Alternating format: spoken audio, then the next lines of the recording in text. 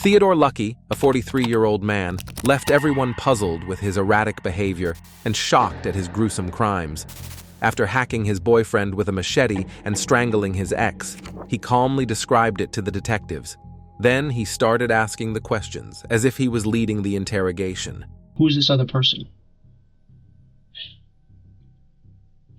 Which one is deceased? Then he started sobbing, as if he regretted it all. Yeah, I went and picked up Nathan. But later, he stood in the courtroom smiling and blowing kisses as his two victims' families. He was proud of what he'd done. This is the bizarre story of Theodore Luckey.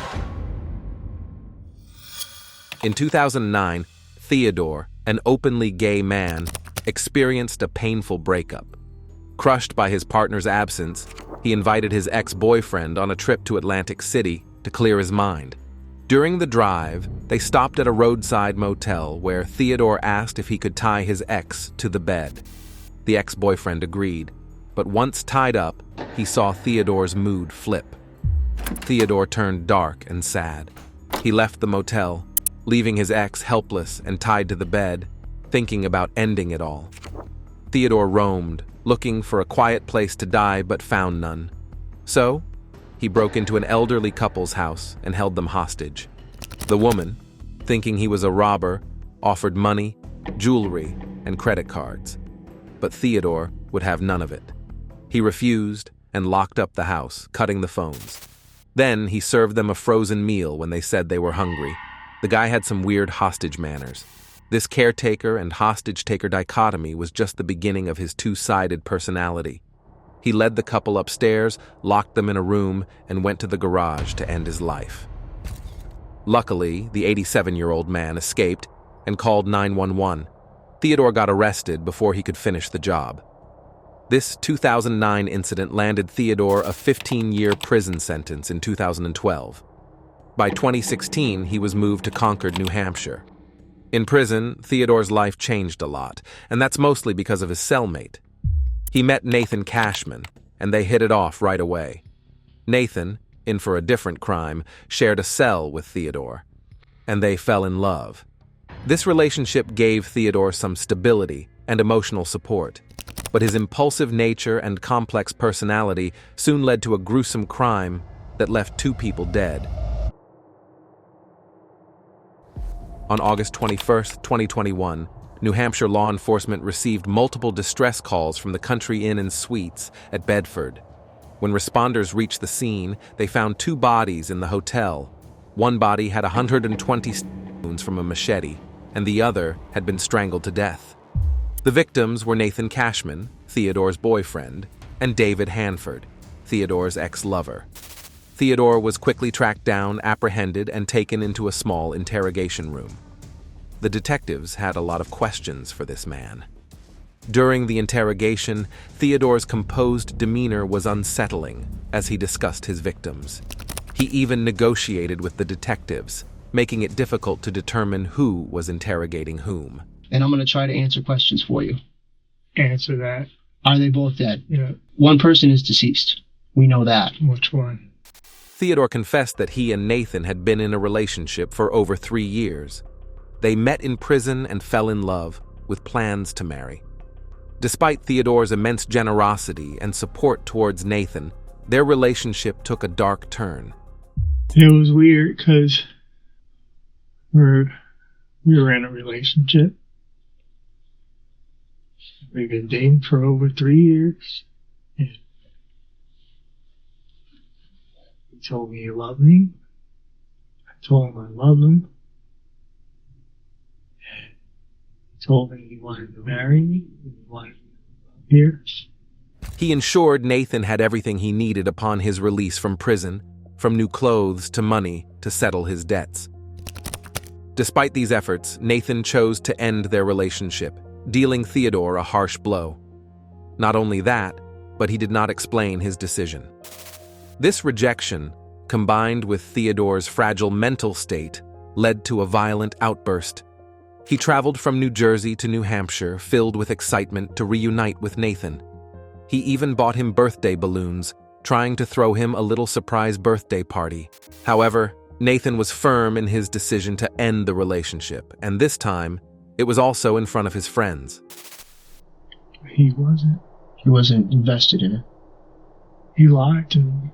Theodore's violent tendencies were triggered when Nathan refused to offer compassion or sympathy. He said he loved me. And he said he wanted to get married. I could not believe what he did to me. And for all of my friends that I told the whole story, they hate him and they think he's a douchebag. The night of the crime was so graphic, we cannot describe it here. Theodore's attack on Nathan with a machete was relentless and brutal. He described how Nathan ran down the hall, trying to escape, but Theodore chased and repeatedly attacked him. Nathan's desperate cries for help, including shouting that he loved Theodore, fell on deaf ears. Theodore's rage was fueled by the feeling of betrayal and rejection, leading him to ensure Nathan died at his hand. Theodore's chilling recounting of the event revealed a deeply disturbed mind. He detailed every step, from the initial attack to Nathan's desperate attempts to escape, and finally, the relentless pursuit that ended in Nathan's brutal death. I don't know how it started, but I know that I remember grabbing the knife, and he was going out the door, and I'm not sure, when he was going out the door at first, I don't know if I hit him that first time, but I know he ran down the hall. He ran down the hall and he got to the end of the hall and he couldn't go anywhere else. The sheer number of stab wounds highlighted the intensity of Theodore's rage and the depth of his emotional turmoil.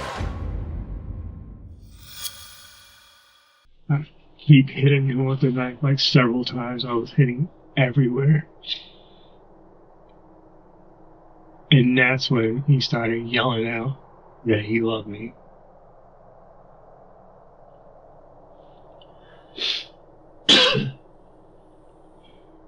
All I asked him for,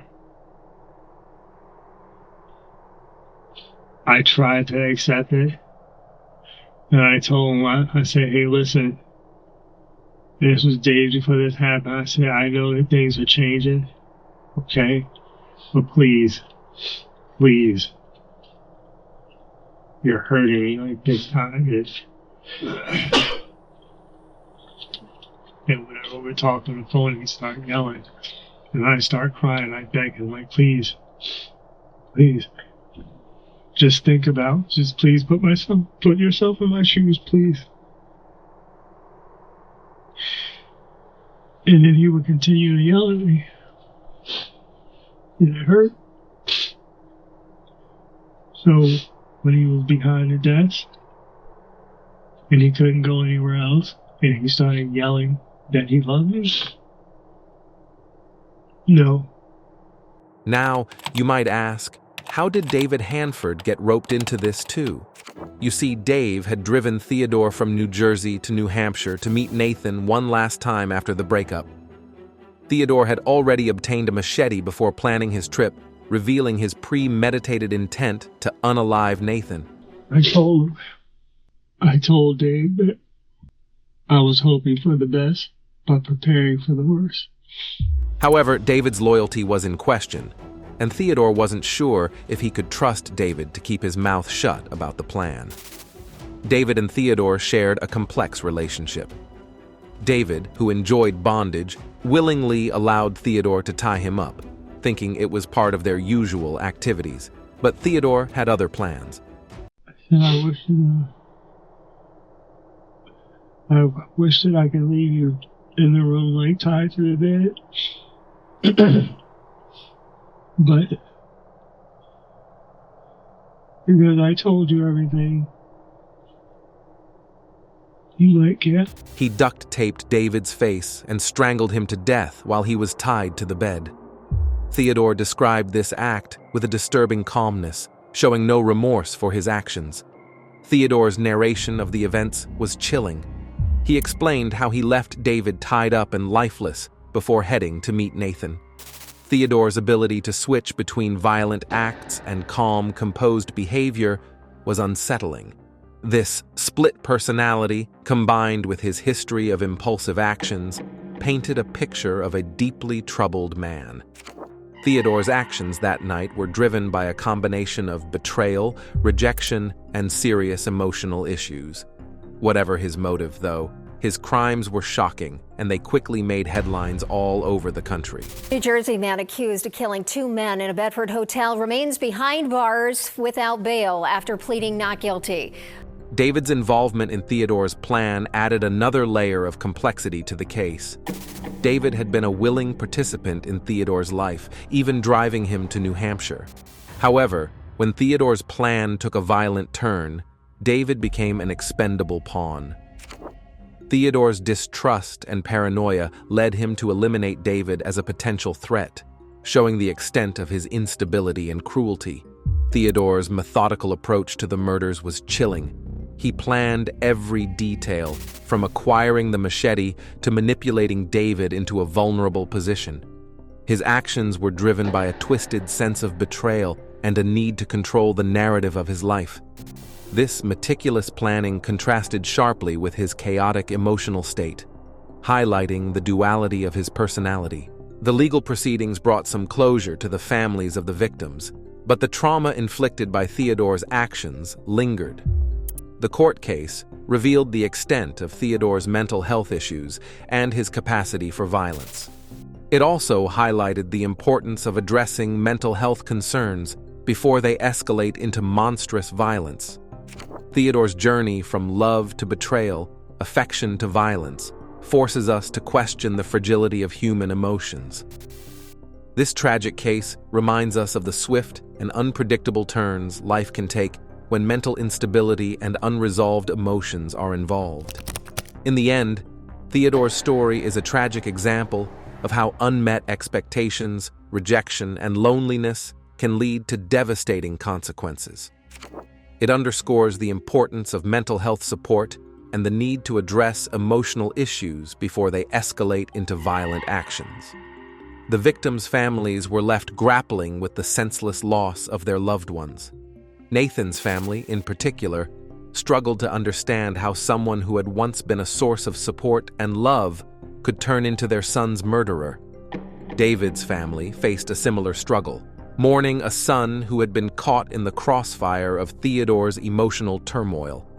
The legal battle also brought to light the challenges faced by the criminal justice system in dealing with individuals like Theodore. His split personality and erratic behavior made it difficult to predict and prevent his violent actions. The case highlighted the need for better mental health screenings and interventions within the prison system to identify and treat individuals with severe emotional and psychological issues. Theodore's case also sparked discussions about the stigma surrounding mental health, particularly in the LGBTQ+ community. His struggles with acceptance and identity added another layer of complexity to his emotional state. The rejection from his mother and the betrayal by Nathan amplified his feelings of isolation and despair, contributing to his violent outburst. In the courtroom, Theodore's demeanor remained unsettling. He showed no remorse for his actions, and his mocking behavior towards the victims' families added to the horror of his crimes. As Theodore begins his life sentence, the impact of his actions continues to ripple through the lives of those affected.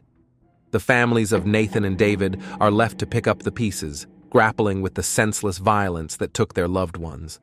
The community, too, is left to reflect on the factors that led to such a tragic outcome and the steps that can be taken to prevent similar incidents in the future. For those who knew Nathan and David, their memories are now tainted by the horrific events that led to their deaths.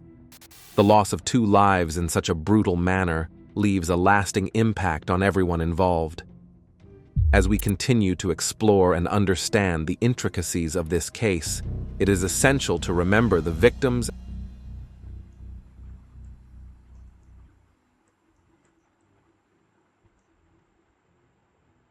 compassion and understanding in all aspects of life. Hey, thanks for watching. Feel free to leave your thoughts about this case and any suggestions for future content in the comment section below. For more true crime stories, like, share, and subscribe to our channel.